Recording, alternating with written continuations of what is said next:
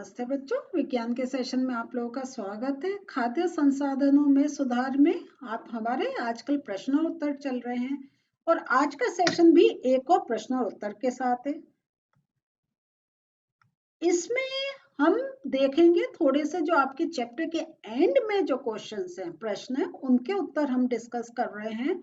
और आज का पहला जो है, फसल उत्पादन की एक विधि का वर्णन करो जिससे अधिक पैदावार प्राप्त हो सके। तो मिश्रित फसल तथा अंतरा फसलीकरण में दो या दो से अधिक फसलों को एक साथ एक ही खेत में निर्दिष्ट पैटर्न पर उगाकर हम कम समय में अधिक पैदावार प्राप्त कर सकते हैं। खेत में संकरण विधि द्वारा प्राप्त ऐच्छिक गुणों की फसलों के प्रयोग से भी हम अधिक पैदावार प्राप्त कर सकते हैं। ये खेत में है, सॉरी मैल हो गया, में है, ठीक है। लेकिन देखिए यहाँ पे जो हम कह रहे हैं, तो ये आपका फसल उत्पादन की एक विधि को आप एक्सप्लेन करें जिससे हमारी पैदावार अच्छी है। ये एक प्रश्न हो गया। हम यहाँ पे बता रहे हैं मिश्रित फसल और अंतरा फसलीकरण, तो आपका प्रश्न इसके ऊपर भी बन सकता है कि ये किस प्रकार से लाभकारी है, तब भी आपका उत्तर यही जाएगा। तो ध्यान रखें कि जो पॉइंट आप याद कर रहे हैं, तो खाली उस प्रश्न का ही उत्तर नहीं, उससे रिलेटेड और प्रश्न के उत्तर भी ये बन सकते हैं। खेतों में खाद तथा उर्वरक का उपयोग क्यों करते हैं? लगातार फसलों के उत्पादन से खेतों की जो उपजाऊ शक्ति होती है वो कम हो जाती है, क्योंकि जो न्यूट्रिएंट सॉइल में होते हैं वो प्लांट्स लगातार एब्जॉर्ब करते रहते हैं। अब देखिए यहाँ अगर जैसे हम जल पानी में पौधा रखते हैं, थोड़े टाइम बाद हम फिर से पानी डालते हैं। क्यों डालते हैं? क्योंकि जो हमने पानी डाला है वो प्लांट ने सारा एब्जॉर्ब कर लिया है, उसको और आवश्यकता है। सेम वे न्यूट्रिएंट्स होते हैं सॉइल में, अगर प्लांट्स वो सारे न्यूट्रिएंट्स लेते चले जाएंगे तो हमें और ऐड करने पड़ेंगे, जिससे प्लांट्स को कॉन्टिन्यूस न्यूट्रिशन की सप्लाई होती रहे। इसमें पोषक तत्वों की कमी हो जाती है जिससे उत्पादन घटने लगता है। खाद का उपयोग मिट्टी की उपजाऊ शक्ति को बढ़ाने तथा पौधों को पोषक तत्व उपलब्ध कराने के लिए किया जाता है।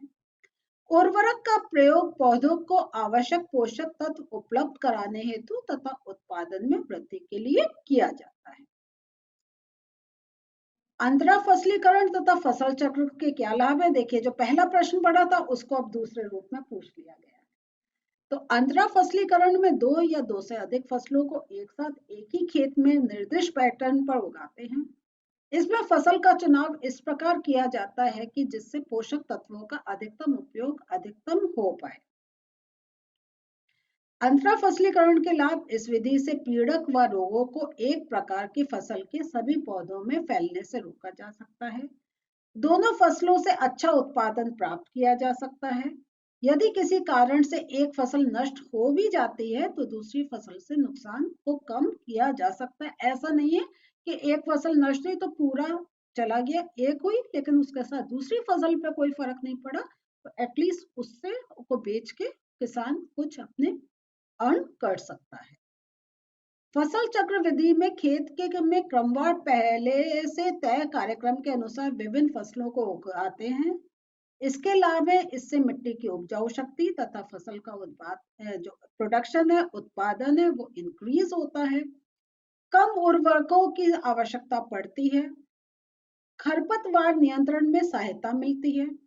यदि फसल चक्र उचित ढंग से अपनाया जाए तो एक वर्ष में हम क्या कर सकते हैं? ये पढ़ा था ना पॉइंट हम लोगों ने, 2 अथवा 3 फसलों का उत्पादन कर सकते हैं। तो कहाँ हम एक फसल का कर रहे हैं, अब हम 2 या 3 का कर सकते हैं। तो इससे हमारी जो एक प्रोडक्टिविटी इंक्रीज होती है, उससे हमारी अर्निंग भी इंक्रीज होती है।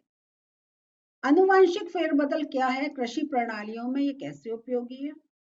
आनुवांशिक फेरबदल का अर्थ है कि ऐच्छिक गुणों को एक किस्म से दूसरी किस्म में डालकर एक संकर किस्म बनाया जाता है, जिससे कि उसकी जो गुणवत्ता है, उत्पादन क्षमता है और प्रतिरोधक क्षमता है वो इंक्रीज होता है। इसलिए हम करते हैं। जैसा हम लोगों ने ये दुग्ध उत्पादन में देखा था, हमने मुर्गी पालन में देखा था, हमने देखा कि किस प्रकार जब हम मधुमक्खी शहद की बात कर रहे थे तो स्पेशल प्रकार की मक्खी है जो डंक कम मारती है, शहद का उत्पादन ज्यादा करती है। तो इस प्रकार जो हमें स्पेसिफिक गुण चाहिए वो हम प्राप्त कर लेते हैं। कृषि प्रणालियों में अनुवांशिक फेरबदल के उपयोग इससे ऐसी किस्में बनाई जाती हैं जो विषम जलवायु मीन्स कम पानी तथा उच्च लवणीय मिट्टी में भी उग सके। इससे फसल की उत्पादकता तथा गुणवत्ता दोनों ही इंक्रीज होती है। जैविक तथा अजैविक प्रतिरोधकता में बहुत सुधार आता है। परिपक्वन काल में परिवर्तन मीन्स फसल को उगाने से लेकर कटाई तक कम से कम समय होता है। तो परिपक्वन काल में परिवर्तन होता है। भंडार गृहों में अनाज की हानि कैसे होती है? वहां पे क्या होता है, दो कारण से होती है, जैविक और अजैविक। जैविक में कीट कृंतक कवक चिचुड़ी आ गए, अजैविक में भंडारण के स्थान पर नमी उपस्थित होती है। तो ये जो कारक हैं उत्पाद की गुणवत्ता को खराब कर देते हैं, वजन कम कर देते हैं तथा अंकुरण करने की क्षमता कम कर देते हैं। मीन्स अगर वो बीज हैं जिनको हम बो कर फिर से नई फसल उगा सकें वो कम हो जाता है, उत्पाद जो होता है वो बदरंग हो जाता है और बाजार में कम कीमत पर मिलता है। किसानों के लिए पशुपालन प्रणालियां कैसे लाभदायक हैं? तो ये जो प्रणालियां हैं ये निम्नलिखित प्रकार से लाभदायक हैं। ये व्यय को कम करती हैं, उत्पादन क्षमता को इंक्रीज करती हैं, उन्नत किस्मों के कारण विषम परिस्थितियों में भी पर्याप्त उत्पादन होता है, पशुओं में अच्छी प्रजनन क्षमता का विकास होता है और ये सारे हमारा जो उनसे हमें प्रोडक्ट मिलता है उस पर इफेक्ट पड़ता है। इसके पशुपालन के लाभ क्या हैं? तो किसान खेती के साथ साथ दूध देने वाले पशु पालकर अतिरिक्त लाभ कमा सकते हैं। बैल भैंस आदि पशुओं का इस्तेमाल वो बोझा ढोने तथा कृषि के अन्य कामों के लिए भी कर सकते हैं। जानवरों के गोबर से जो गोबर गैस तथा खाद बनाई जाती है उससे जो खेतों को बहुत एक उपयोग होता है और प्लस जो हम एक आर्टिफिशियल जो हम फर्टिलाइजर्स डालते हैं उससे भी हम अपने को बचा सकते हैं, पॉल्यूशन को कंट्रोल कर सकते हैं और इवन जो एक उसके थ्रू सॉइल की फर्टिलिटी है उसको भी हम एक मेंटेन कर सकते हैं और उसकी फर्टिलिटी कम नहीं हो उस कम नहीं हो उसको नहीं कर पाते हैं।